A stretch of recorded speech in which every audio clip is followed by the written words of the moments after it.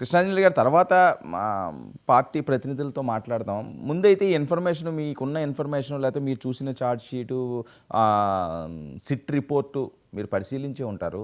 ఏంటి తాడేపల్లి ప్యాలెస్లో ప్రత్యేక గదిలో ఎప్పటికప్పుడు కోట్లాది రూపాయలు వచ్చేదట. అది ఎక్కడికి వెళ్ళాలన్నది ఒక పక్కా ప్రణాళికతోటి దాన్ని అక్కడి నుంచి వేరే ప్రాంతాలకు తరలించేవారట. కొన్ని గోల్డ్ రూపంలో, కొన్నేమో ఎలక్షన్లకి సంబంధించి ఎలక్షన్ ఫండ్స్ కూడా. ఎంతవరకు ఇది నమ్మొచ్చు? అదే కానీ జరిగితే జగన్మోహన్ రెడ్డి గారికి ఇబ్బంది కాదా? వర్మ గారు, ఇప్పటి వరకు సిట్ జరిపినటువంటి దర్యాప్తుకు సంబంధించినటువంటి వివరాలు మొత్తాన్ని కూడా ఈ షార్ట్ షీట్ లో స్పష్టంగా కోర్టుకు వివరించడం అనేది జరిగింది. సిట్ ఇప్పటి వరకు జరుగుతున్నటువంటి దర్యాప్తు, భవిష్యత్తులో ఇంకా ఈ దర్యాప్తు కొనసాగిద్ది, ఇంకా షార్ట్ షీట్లు కూడా దాఖలు చేసేదానికి అవకాశం ఉంది.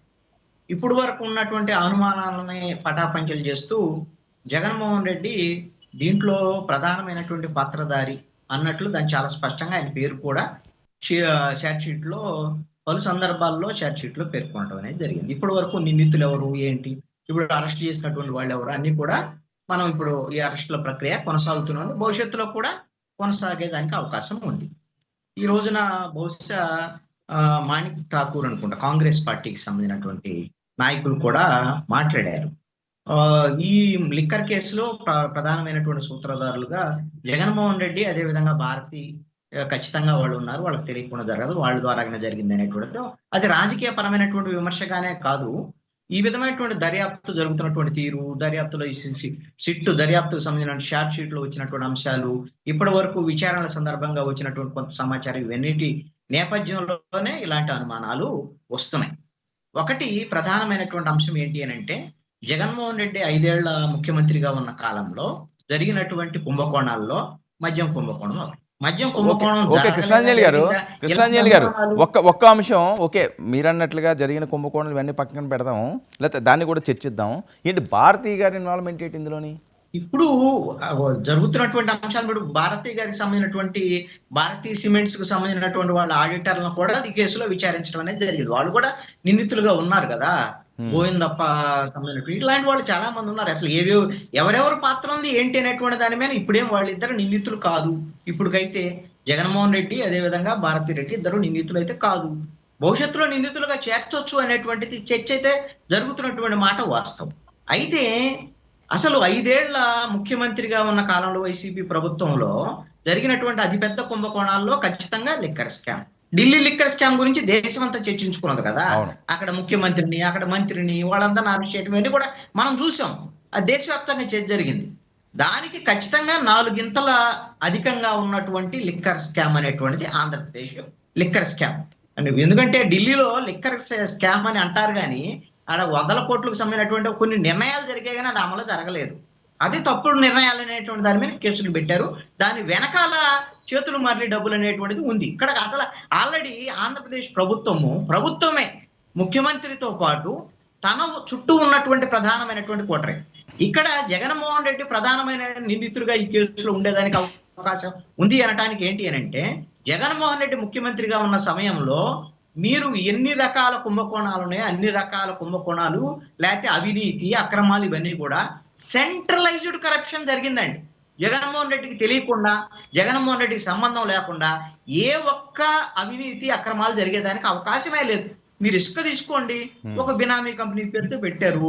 అదేవిధంగా మద్యం సంబంధించినటువంటి విషయాలు అందరూ కూడా, ఇందాక మొన్న సజ్జల రామకృష్ణారెడ్డి కూడా మాట్లాడుతున్నారు, మేము ప్రభుత్వం సంబంధించినటువంటి దుకాణాలు పెడితే మీ అసలు అవినీతి ఎలా జరిగింది అని చెప్పి మాట్లాడుతున్నాడు.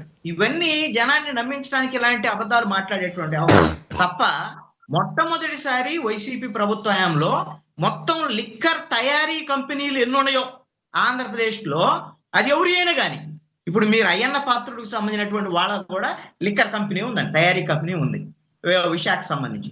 వాళ్ళదాన్ని కూడా వీళ్ళు మరి లీజుకు రాయించుకున్నారా, ఎలా రాయించుకున్నారా ఏదైనా కానీ, మిథున్ రెడ్డి దగ్గర నుంచి, అదేవిధంగా విజయసాయి రెడ్డి అల్లుడి దగ్గర నుంచి, అలాగా ఈ కసిరెడ్డి రాజశేఖర రెడ్డి కానీ, ఇలాగా 9 లిక్కర్ కంపెనీలకు సంబంధించినట్టు వాటిని వీళ్ళు రాయించుకొని వీళ్ళ ఆధ్వర్యంలో నడుస్తూ ఆ లిక్కర్ కంపెనీల ద్వారాగానే మొత్తం మద్యం షాపులకి ప్రొక్యూర్మెంట్ అంతా కూడా వైసీపీకి సంబంధించినటువంటి నాయకులకు సంబంధించినటువంటి లిక్కర్ తయారీ కంపెనీల నుంచి వచ్చాయి.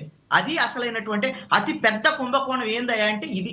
ఓకే. ఎక్కడ అందుకని మీకు ఏది కూడా మీరు కింగ్ ఫిషర్ లేకపోతే ఇంకొకటి అసలు ఆ సమయంలో బ్రాండెడ్ లిక్కర్ అందుబాటులో లేదు ఇవేనంటే వీళ్ళు తయారు చేసిందే అమ్మాలి వాళ్ళే. ఇప్పుడు గవర్నమెంట్ షాపులు పెట్టారు, షాపులు పెట్టి ఏం చేశారు, వైసీపీ వాళ్ళు తయారు చేసిందని అమ్మాలని పెట్టారు. మరి అదే కుంభకోణం అది కదా. కుంభకోణం ఎక్కడ జరిగింది ఏంటి అని అంటే ఇదే కుంభకోణం. రెండో ఓకే. అంశం ఏంటంటే దాంట్లో మిథున్ రెడ్డి ఉన్నాడు. మిథున్ రెడ్డి ఒక సంబంధించిన లిక్కర్ కంపెనీలకు సంబంధించినటువంటి వీళ్ళు మెయింటెనెన్స్ సంబంధించి నంద్యాలలో ఎస్పీవైకి సంబంధించినటువంటి ఇది. రెండోది ఏంటి అని అంటే ఈ మనీ వచ్చినటువంటి డబ్బుల్ని ఏ విధంగా దీనికి సంబంధించినటువంటి మనీ జరిగింది, ఫ్లో అనేటువంటిది జరిగింది అనేటువంటి చాలా కీలకమైనటువంటి అంశంగా ఉంది. దాంట్లో సిట్ తేల్చినటువంటి అంశాలు 5 కీలకమైనటువంటి డెన్స్, అది కూడా తాడేపల్లిలో ఉండేటువంటి ఒక ఏదైతే ఒక అపార్ట్మెంట్ తో పాటు మిగతా 5 హైదరాబాద్ కు సంబంధించినటువంటి వాటిని కూడా సిట్టు తేల్చినటువంటి అంశాలు. అయితే ఎక్కడా కూడా ఇవన్నిటిని సిట్టు పలాన్ చోట అనేటువంటి అంశాన్ని బయటపెట్టింది, కానీ ఎక్కడా వాటికి సంబంధించినటువంటి విషయాల్లో ఇంకా లోతుగా వెళ్ళి అసలు ఆ డెన్స్ ఎవరు మెయింటైన్ చేశారు, ఎంత డబ్బులు వచ్చాయి, ఎన్నిసార్లు వెహికల్స్ వచ్చాయి, ఏ వెహికల్స్ ద్వారా వచ్చాయి, ఇవన్నీ కొంత టెక్నికల్ విషయాలను సేకరించారు. ఇంకా సర్కమ్స్టాన్షియల్ ఎవిడెన్సెస్ వీళ్ళు చేసినటువంటి నేరారోపణలకు అనుగుణంగా వాటి ఆధారాలను కూడా ఈ సిట్ ఇప్పుడు ఛార్జ్ షీట్ తర్వాత కోర్టుకి ఆధారాలను సమర్పించాల్సి ఉంటుంది. అన్నిటికన్నా చాలా కీలకమైనటువంటి అంశం ఏంటి అని అంటే ఇక్కడ నుంచి దీనికి సంబంధించినటువంటి వేల కోట్ల రూపాయల డబ్బులు ఇతర దేశాలకి సూట్ కేస్ కంపెనీల ద్వారాగా వెళ్ళాయి అనేటువంటిది ఇప్పుడు వరకు అది దుబాయ్ కానీ లేకపోతే ఇంకో దేశాలకు కానీ. మరి ఇవన్నీ తేల్చాలి అని అంటే ఈ సిట్ కూడా దర్యాప్తు చేయగలదు, కానీ ఈ మనీ ఫ్లో వీటికి సంబంధించినటువంటి అంశాల్లో ఈడీ ఆల్రెడీ ఎంటర్ అయి ఉంది. కానీ ఈడీ ఎంటర్ అయినటువంటి తర్వాత దర్యాప్తు జరిపేటువంటి తీరులో మరి ఈడీ దూకుడుగా ఏమీ ముందుకు వెళ్ళటంలా. మరి ఈ విషయంలో ఈడీకి సంబంధించినటువంటి వ్యవహారం మరి భవిష్యత్తులో ఇప్పుడు అరెస్ట్ చేసినటువంటి మిథున్ రెడ్డి సంబంధించినటువంటి విషయాలు కానీ మిగతా విషయాలు కానీ అసలు ఈడీ లేదు అంటే ఇతర దేశాలకు సంబంధించినటువంటి మనీ లాండరింగ్ వ్యవహారం ఉంది కాబట్టి ఏమైనా సిబిఐ ఏమన్నా రంగంలోకి దించుతారా, అలాంటిది ఏమైనా ఆంధ్రప్రదేశ్ ప్రభుత్వం అడుగుతుందా అనేది చూడాల్సినటువంటి అవసరం ఉంది.